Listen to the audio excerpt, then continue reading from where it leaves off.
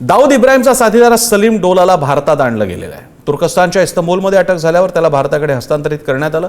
दाऊदचा साथीदार सलीम डोलाच्या मुसक्या आता आवळण्यात आलेल्या आहेत आणि त्याला भारतात आणण्यात आलेलं आहे। गुप्तचर यंत्रणांच्या समन्वयानं ही कारवाई करण्यात आली आहे। तुर्कस्तानातील इस्तंबूल या राजधानीच्या शहरात अटक झाल्यानंतर त्याला भारतात त्याचं प्रत्यार्पण झालं। पुढील चौकशीसाठी मुंबई पोलिसांच्या ताब्यात देण्याची शक्यता आहे।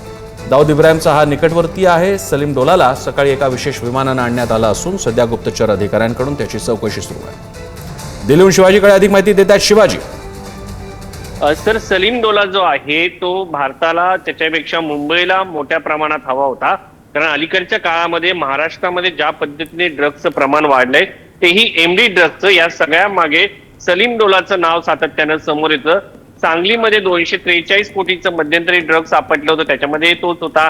मध्यंतरी 1000 कोटीचं मुंबई विमानतळावरती ड्रग्स सापडलं होतं, त्याच्यामध्ये तोच होता। ताहिर डोला त्याचा जो मुलगा आहे त्याला मध्यंतरी मुंबई पोलिसांनी ताब्यात घेतलं होतं आणि त्यानंतर तो सलीम डोला प्रकर्षाने समोर येत होता।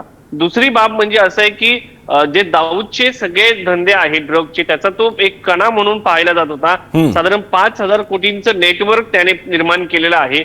सांगली सारख्या एका मिनी छोट्या शहरापर्यंत त्याचं नेटवर्क पोहोचलेलं आहे। युरोप असो, त्याचबरोबर जो आखाती प्रदेश आहे त्या भागामध्ये त्याचं नेटवर्क आहे। त्याने बेनामी संपत्ती देखील या माध्यमातून कमवलेली आहे। दुबईमध्ये राहून तो गेल्या अनेक वर्षांपासून त्या ठिकाणी बेनामी प्रॉपर्टी ताब्यात घेत होता, खरेदी करत होता आणि नंतर याचं कनेक्शन कुठेतरी टेररिस्ट गँगची जोडलं गेलं असं सांगण्यात येत आहे। त्यामुळे सलीम डोला ह्या महाराष्ट्रामध्ये अलीकडच्या काळात जे ड्रग्ज दिलं जात होतं त्याच्यामध्ये मास्टर माइंड आहे आणि हे बॉलिवूड पर्यंत देखील पोहोचलं जात होतं असं सांगितलं जात आहे। त्यामुळं आता याच्यामध्ये बॉलिवूड पासून काही उद्योगपती आहे का जे एमडी ड्रग्स म्हणून समोर येत होतं, अगदी अनेक प्रकार बघावे लागतील। महाराष्ट्रामध्ये सध्या काही ठिकाणी होणारे धर्मांतराचे प्रकार असतील, दहशतवादी कृत्य असतील, ड्रग्ज असतील, या सगळ्याशी कनेक्शन बघावं लागेल या व्यक्तीचं। धन्यवाद शिवाजी, तुम्ही दिलेल्या या इनपुटसाठी।